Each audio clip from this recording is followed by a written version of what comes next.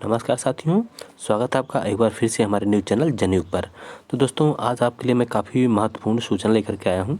तो इसमें मैं आज आपको बताऊंगा कि जो टीवी न्यूज़ चैनलों का जो ओपिनियन पोल होता है वह कितना सही होता है और कितना वो फेक होता है।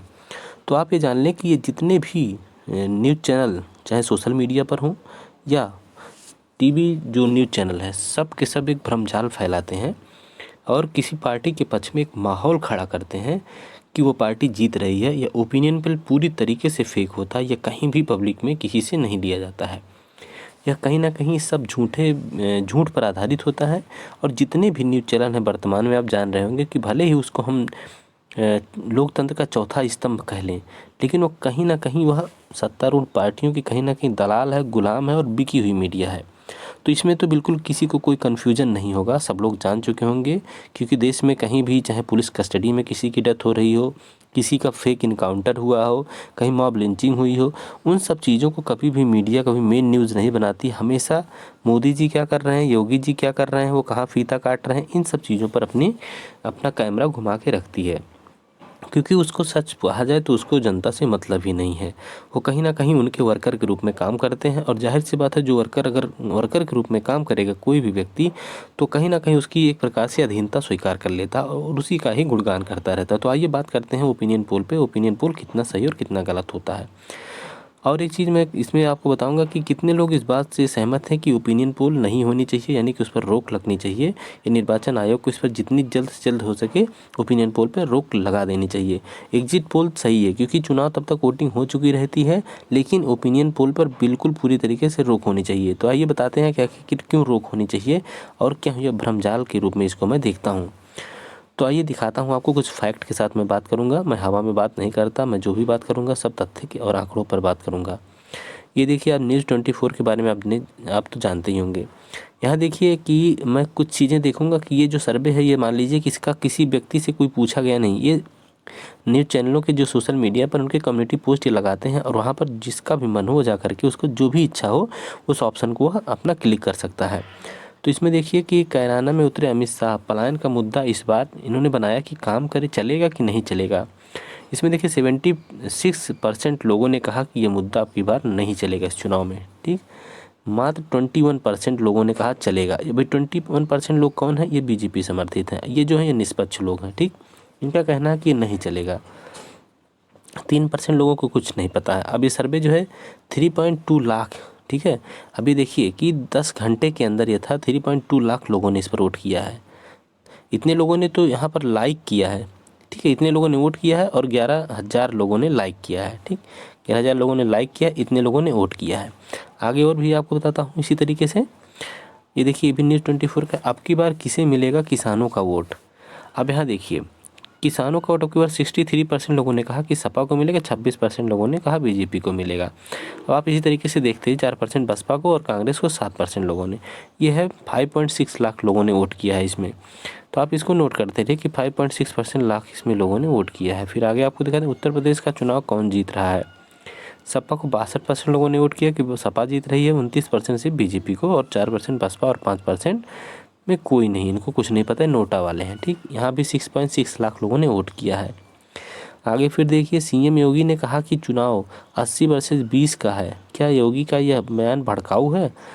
देखिए 77% लोगों ने माना कि यह बयान जो है इनका भड़काऊ है। मतलब क्या है कि इस बार इनका जितना भी सांप्रदायिक मुद्दा है वह नहीं चलने वाला है। 23% लोगों ने माना कि नहीं, ये भड़काऊ नहीं है, मतलब ये कट्टर बीजेपी वाले हैं। ठीक, ये निष्पक्ष लोग हैं जिन्होंने कहा कि यह नहीं चल पाएगा अब की बार। तो ये देखिए 6.5 लाख लोगों ने इसमें वोट किया है। कोई 10-20 हज़ार लोगों का ये सर्वे नहीं है दोस्तों, ये 6.5 लाख लोगों का सर्वे है। और देखिए इसमें और आपको बता दें कि योगी सरकार छोड़कर 3 मंत्री, अब यहाँ पर देखिए जो योगी सरकार के 3 मंत्री छोड़कर आए थे, स्वामी प्रसाद मौर्य जी और दारा सिंह चौहान, और एक और हैं उनका नाम भूल रहा हूँ मैं, तो तीनों लोग जो छोड़ के आए थे, अब यहाँ पर देखिए तो यहाँ पर है कि पछताएंगे, अखिलेश को मजबूत करेंगे। तो 69% लोगों ने कहा कि अखिलेश को मजबूत करेंगे, 69% लोगों ने। और यह लगभग 7.6 लाख लोगों ने इसमें वोट किया है। अगला प्रश्न देख लीजिए कि क्या स्वामी प्रसाद मौर्य का इस्तीफा बीजेपी के लिए बड़ा झटका है। तो इसमें देखिए 63% लोगों ने कहा कि हाँ यह बड़ा झटका है। ठीक, 34% लोगों ने कहा कि नहीं और 2% लोगों ने कहा कि कह नहीं सकते। ये में 7.5 लोग इसमें इन्होंने वोट किया है, 7.5 लाख लोगों ने वोट किया है। अगला देख लीजिए 300 फ्री यूनिट बिजली के वादे से अखिलेश। अब इसमें जो ये अखिलेश का जो घोषणा है कि सभी को 300 यूनिट फ्री बिजली मिलेगी, इससे क्या है, इससे इनका सर्वे है कि यूपी जीत लेंगे। मानी इसमें इस इनके जो इनका मतलब घोषणा है उससे इनको फ़ायदा मिलता हुआ दिखाई दे रहा है। ठीक, 67% लोगों ने कहा कि ये इनको फ़ायदा करेगा, यानी कि यूपी जीत लेंगे। आगे है फिर आप देखिए, अब इसमें आप देख लीजिए, और ये जो आपका सर्वे था ये भी न्यूज़ 24 का था। इसमें एक आख सर्वे आपका था आज तक का था, ये आज तक का सर्वे था। ठीक, तो इसमें 1-2 आज तक का भी था और न्यूज़ 24 का था। अब यहाँ पर देखिए ओपिनियन पोल, कैसे ओपिनियन पोल बनाए जाते हैं। अब देख लीजिए कि इनके बारे में आपने कभी नहीं सुना होगा। ये जितने भी ओपिनियन पोल अब निकालते हैं ये इनको बस इसीलिए पैसा ही मिलता है कि ये सत्तारूढ़ पार्टियों के पक्ष में फेवर बनाए, या कह सकते हैं बीजेपी समर्थित और कांग्रेस समर्थित जितने भी हैं।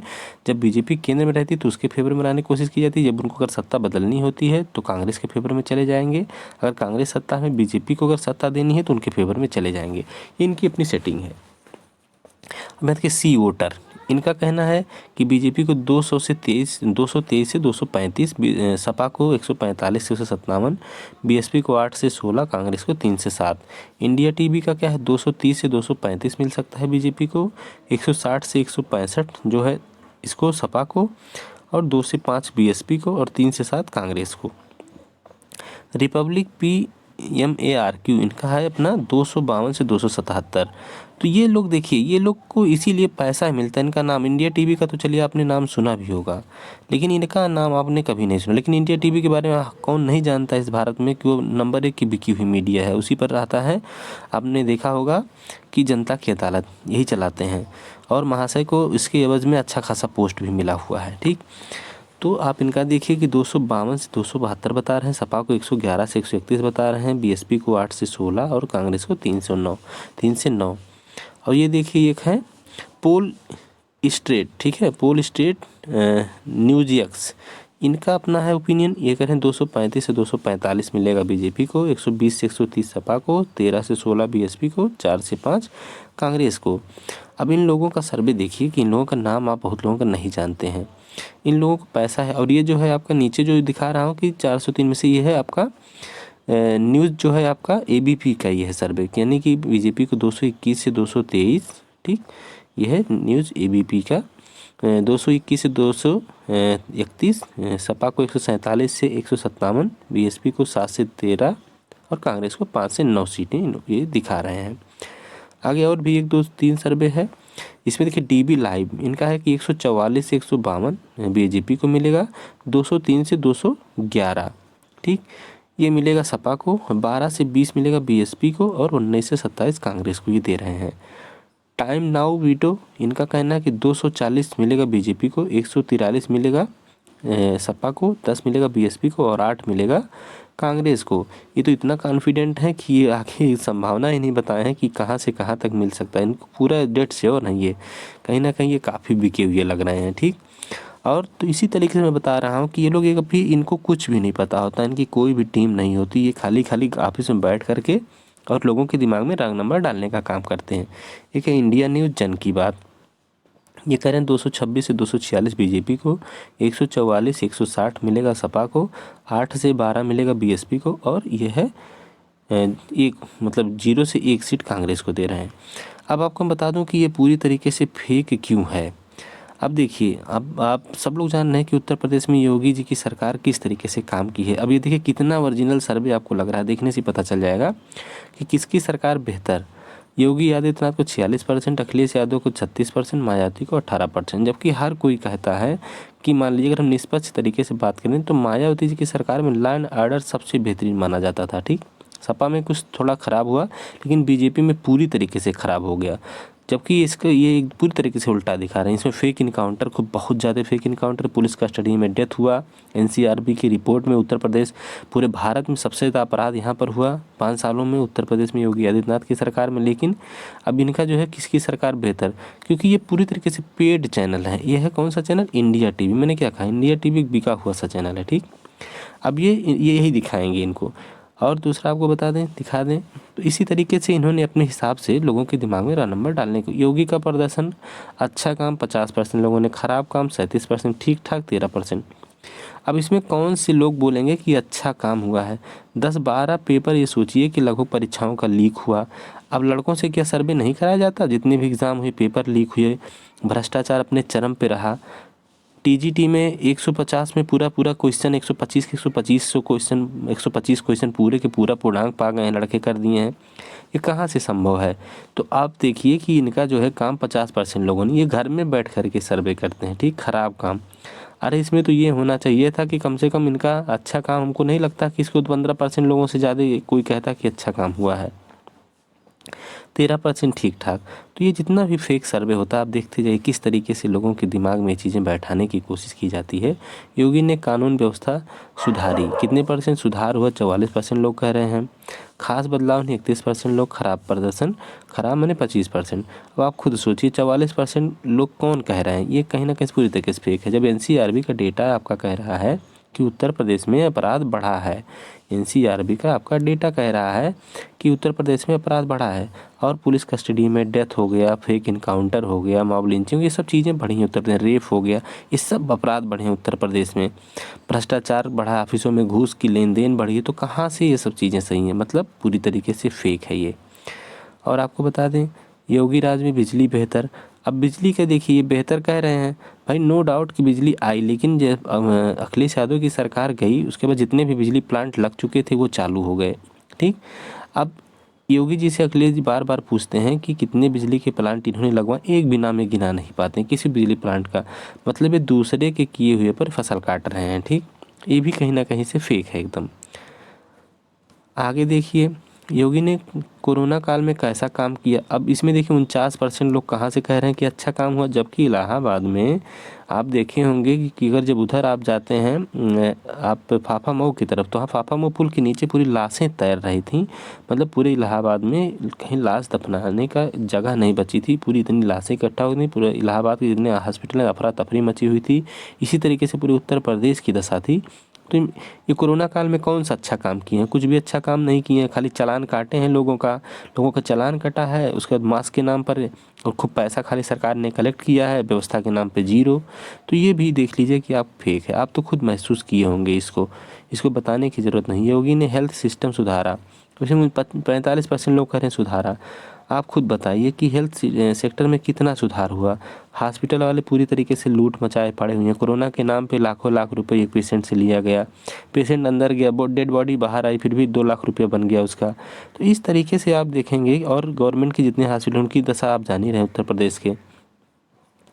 आगे और देखिए, इसमें देखिए योगी राज में रोजगार कह रहे हैं कि रोजगार 33% लोग कह रहे हैं कि बढ़ा, खास बदलाव नहीं। 38% लोगों ने कहा खास बदलाव नहीं। अब इसमें देखिए कि 38% लोगों को मानना है कि रोज़गार मतलब नहीं बढ़ा। इसमें मतलब ये खुद स्वीकार कर रही इंडिया टीवी भी कि हमने रोज़गार नहीं दे पाया, ये रोज़गार देने में फेल रहे हैं। ये पूरी तरीके से सब दलाल मीडिया है, इनकी आप किसी भी सर्वे को बहुत ज़्यादा यकीन नहीं कर सकते हैं। लेकिन कितना झूठ बोलेंगे, कुछ ना कुछ तो इनको भी सही बताना ही पड़ता है। 38% लोग यानी कि रोज़गार देने में पूरी तरीके से सरकार फेल रही है। आगे फिर देख लीजिए आप। अब ये देखिए, ये हैं कि एबीपी न्यूज़। अब इनके नाम देखिए, यही लोग ग्राउंड पे यही लोग सर्वे करते हैं। कोई भी न्यूज़ चैनल उठा के देख लीजिए, आप इनको देख करके ही समझ जाएंगे कि ये कौन लोग हैं, ठीक। ये कौन लोग हैं आप खुद समझ जाएंगे, ठीक है। तो आप इनको देखिए, ये सब वही लोग हैं, उसी कहीं ना कहीं कैटेगरी के हैं सब लोग। अब इनसे आप क्या उम्मीद करते हैं? ये लोग सही चीज़ आपको बताएंगे? कभी नहीं बताएंगे आपको। तो आपको मैं बता दूं कि जो लोग कहते हैं कि इस बार बीजेपी की सरकार बनेगी, अब मैं अपना कैलकुलेशन बता रहा हूँ कि जहाँ पर देखिए महंगाई की बात है, गैस सिलेंडर का दाम बढ़ गया, तेल का दाम बढ़ गया, ठीक है, और एजुकेशन पूरी तरीके से ध्वस्त हो चुकी है। सभी बच्चे तो 3 साल से एकदम जान लीजिए कि उनकी शिक्षा बिल्कुल ही बर्बाद हो चुकी है। फीस बिल्कुल, जबकि स्कूल कॉलेज फीस वसूल रहे हैं, शिक्षा के नाम पर जीरो है। रोज़गार के नाम पे जीरो है, ठीक, रोज़गार के नाम पे जीरो है। जातीय समीकरण को अगर देखें तो स्वामी प्रसाद मौर्य के आने से और दारा सिंह चौहान और जितने लोग मंत्री जो आए हैं छोड़कर 11 विधायक 3 मंत्री, इन लोगों के आने से कहीं ना सामाजिक समीकरण मजबूत हुआ है। ओबीसी की एक बड़ी नेता जो थोड़ी सी मानी जाती हैं अनुप्रिया पटेल। अनुप्रिया पटेल अभी फ़िलहाल बीजेपी में है, लेकिन उनकी माता जी यानी कि कृष्णा पटेल जी और पल्लवी पटेल जी, उनकी बहन जो है बड़ी, ये दोनों लोग आ चुके हैं कहीं ना कहीं इसमें सपा को समर्थन कर रहे हैं। सपा के सहयोगी दल हैं, राजभर हैं, ओबीसी के एक बड़े नेता के रूप में उभर रहे हैं। और उनके जो महान दल के नेता हैं केशव देव मौर्य हैं, संजय चौहान जी हैं, इस तरीके से। और ये राम आश्रय विश्वकर्मा जी हैं, ढेर सारे नेता जिन्होंने जो बीजेपी को छोड़े हैं या अपनी अपनी छोटी छोटी पार्टियां बनाए हैं लोगों ने, और ये सब के सब लोग सपा को समर्थन कर रहे हैं। तो पिछले चुनाव में आपने देखा होगा कि पटेल और मौर्य, पटेल समाज प्लस मौर्य समाज जो है, इनका वोट कहीं ना कहीं बीजेपी को सब लोग मानते हैं कि गया था। अब क्योंकि मौर्य में जितने भी नेता थे, आप केशव प्रसाद मौर्य जो डिप्टी सीएम है, स्वामी प्रसाद मौर्य, ये सब लोग कहीं ना कहीं जो था बीजेपी को इन्होंने समर्थन किया था, ठीक, बीजेपी को। वही दशा कहीं ना कहीं पटेलों की लमसम थी कि ये जो थी अनुप्रिया पटेल, ये बीजेपी के समर्थन में, यानी बीजेपी के सहयोगी दल हैं। लेकिन फिर भी एक चीज़ आपको बता दें, बहुत से लोग नहीं जानते होंगे कि अनुप्रिया पटेल का पूरे उत्तर प्रदेश के पटेलों पर कोई प्रभाव नहीं है। हर क्षेत्र में पटेल नेता अपने अपने एरिया में सशक्त नेता हैं। जैसे आप अगर मैं नाम लूँ तो अम्बेडकर नगर में लालजी वर्मा हैं, बस्ती में रामप्रसाद चौधरी हैं। इधर आप ले लेंगे तो इधर जो इनके ददुआ के जो भाई लोग हैं, ये लोग हैं। तो इस तरीके से बहुत से लोग हैं अपने अपने क्षेत्र में जो कि अलग अपनी पहचान बना के रखे हैं। तो अनुप्रिया पटेल को कभी भी पूरा पटेल समर्थन नहीं करता है। जो लोग मानते हैं कि अनुप्रिया पटेल ही पूरा पटेल हैं, तो वो गलत जानते हैं, उनको ये चीज़ पता नहीं है। तो ऑल ओवर मैं ये कह सकता हूँ कि इस बार जो भी लोग हैं पूरी तरीके से सरकार बदलने की कोशिश करें, क्योंकि पूरा माहौल है सपा के पक्ष में। और सब लोगों को नौकरी चाहिए, रोज़गार चाहिए, 300 यूनिट फ्री बिजली चाहिए, जितने भी कर्मचारी हैं उनको अगर पेंशन चाहिए, तो सरकार ये बदलनी होगी। और सबको अगर निजात चाहिए, क्योंकि रिजर्वेशन पर बहुत बड़ा हमला बीजेपी बोलती है, ये आपसे छुपा नहीं है जितने भी लोग इसको देख रहे हैं।